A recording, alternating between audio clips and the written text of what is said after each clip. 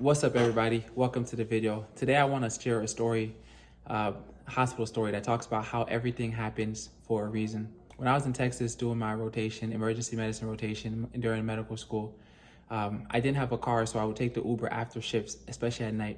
One day I was taking an Uber. I called my Uber driver. His name was John. So John arrives, picks me up, and as I enter the car, John is very accommodating, right? He's asking me if I want the air hotter or colder. He, offers me mints that he has in the bag. He offers some water. Very, very good Uber driver. So finally, as we're driving, I ask him about himself, right? I say, John, what brings you to Texas? Because you don't have a Texas accent. Like, you weren't born here, right? He says, no, I wasn't actually. I used to sell wind turbines in North Dakota. And wind turbines are like the things that rotate that actually provide solar energy. So he was actually like the best salesman for his company.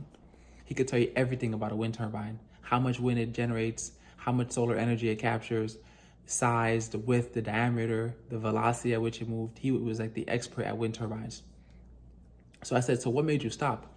He said, well, one day I was selling in the Midwest, and I went to a bar, I got drunk, and I got in a fight with a coworker. I said, really? He said, yeah. I got in a fight with a coworker.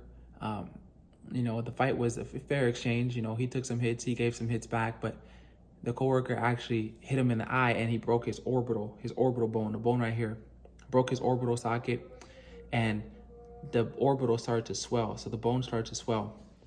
So at first he was like, you know what?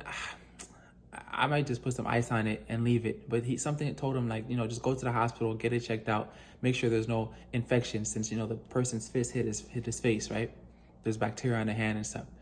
So he goes to the hospital, they do some blood work, but they can't really do blood work because his hemoglobin A1C. At home, if you don't know what that means, hemoglobin A1C is just basically something that we use to measure how high your blood sugar has been for the past 3 months. His hemoglobin A1C was so high that they couldn't even draw blood. They couldn't even analyze his blood. So basically, he had so much sugar in his blood that they couldn't really test his blood for anything. And literally that night was when the doctor came to the room and said, hey, John, you actually have diabetes. You've had diabetes for the past few years, and we're lucky to have caught it now, or else it could have been a lot more serious. So John was like, wow. He said, I had to call my employer. So he called his employer. He told his boss, he said, hey, boss, I have diabetes. I've had it for years. I never knew about it. I just found out about it because I came here to the emergency department. And, the boss let him go on medical leave to get his life together. And he ended up leaving the company and moved to Texas. And when he moved to Texas, the company said they weren't hiring him again. So he had to actually stay in Texas. And in Texas, he found his friends and he ultimately found his wife, right? But this story is crazy because John said, a fight that happened in the Midwest while selling wind turbines actually helped him discover that he had diabetes. It helped him discover this early enough, or at least at a reasonable time enough to where he could actually get treatment and discover it before it actually took his life. And then in losing that job, he actually moved to Texas, found his wife. And I don't know, I didn't really get much after that, but that was the story he gave me.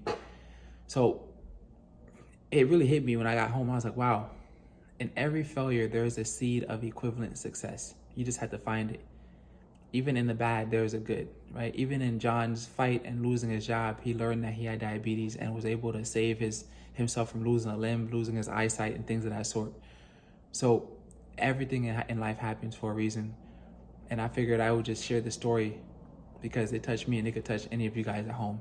With that being said, have a good night, guys. Take it easy.